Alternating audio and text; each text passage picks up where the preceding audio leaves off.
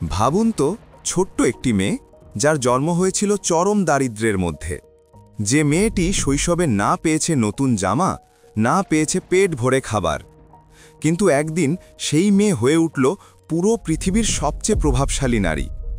আজ তার নেটওয়ার্থ প্রায় 3.1 বিলিয়ন মার্কিন ডলার বা প্রায় 375,000 কোটি টাকা। আজ আমরা জানব সেই ওপ্রা উইনফ্রের গল্প। 1954 সালে 29 জানুয়ারি আমেরিকার মিসিসিপি রাজ্যের এক দরিদ্র গ্রামে জন্ম হয় ওপ্রা উইনফ্রের। তার মা ছিলেন এক গৃহপরিচারিকা আর বাবা ছিলেন একজন সৈনিক। ওপ্রা শৈশবের বেশিরভাগ সময় কাটিয়েছেন দাদির কাছে। অবস্থা এতটাই খারাপ ছিল যে ছোট্ট মেয়েটিকে অনেক সময় আলুর বস্তার কাপড় দিয়ে বানানো জামা পরতে হতো। স্কুলে সহপাঠীরা তাকে সেই কারণে বিদ্রূপ করত। আরও দুঃখজনক হল, ছোটবেলায় তাকে সহ্য করতে হয়েছিল পারিবারিক অবহেলা, মানসিক আঘাত, এমনকি নির্যাতনও। কিন্তু এর মধ্যেও তিনি ছিলেন অদম্য। ওপ্রার ভেতরে ছিল অসাধারণ কথা বলার ক্ষমতা। শিশুকাল থেকেই তিনি গির্জায় বাইবেল পড়ে শোনাতেন। এমনকি 4 বছর বয়সেই তিনি গির্জায় বক্তৃতা দিতে শুরু করেছিলেন। এই আত্মবিশ্বাসই তাকে ধীরে ধীরে এগিয়ে নিয়ে যায়। কিশোর বয়সে এসে তিনি ট্যালেন্ট স্কলারশিপ পান এবং স্কুলে নাটক, বিতর্ক প্রতিযোগিতায় অংশ নিতে শুরু করেন। তার প্রতিভা চোখে পড়ে স্থানীয় রেডিওর।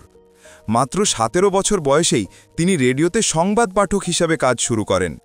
এরপর তিনি পড়াশোনার জন্য ভর্তি হন টেনেসি স্টেট ইউনিভার্সিটিতে। 19 বছর বয়সে তিনি টেলিভিশনে খবর পড়ার সুযোগ পান। কিন্তু 1970-এর দশকে একজন কৃষ্ণাঙ্গ নারীকে টিভি পর্দায় দেখা সমাজ সহজেই মেনে নিতে পারেনি। তাকে বারবার উপহাস, বৈষম্য, এমনকি চাকরি হারাতেও হয়েছে। অনেকে সরাসরি বলেছিল, এই মেয়ে থেকে কিছুই হবে না।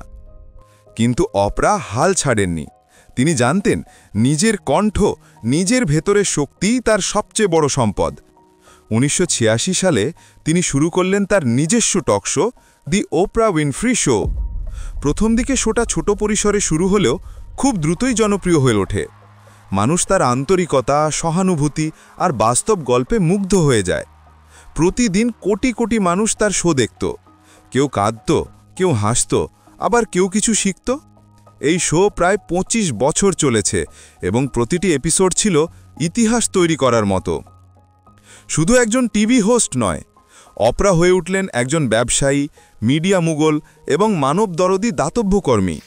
তিনি গড়েছেন নিজের প্রোডাকশন হাউস হার্পো প্রোডাকশনস, যার মাধ্যমে তিনি একের পর এক সফল প্রোগ্রাম বানিয়েছেন।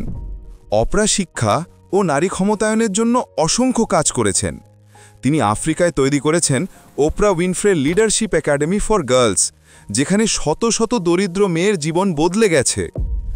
আজ তার নেটওয়ার্থ প্রায় 3.1 বিলিয়ন মার্কিন ডলার বা প্রায় 375,000 কোটি টাকা। ফোর্বস তাঁকে একাধিকবার ঘোষণা করেছে the most powerful woman in the world. ওপ্রার জীবন আমাদের শেখায়, দারিদ্র্য কোনো বাধা নয়। অতীতের কষ্ট ভবিষ্যতে সফলতাকে আটকাতে পারে না।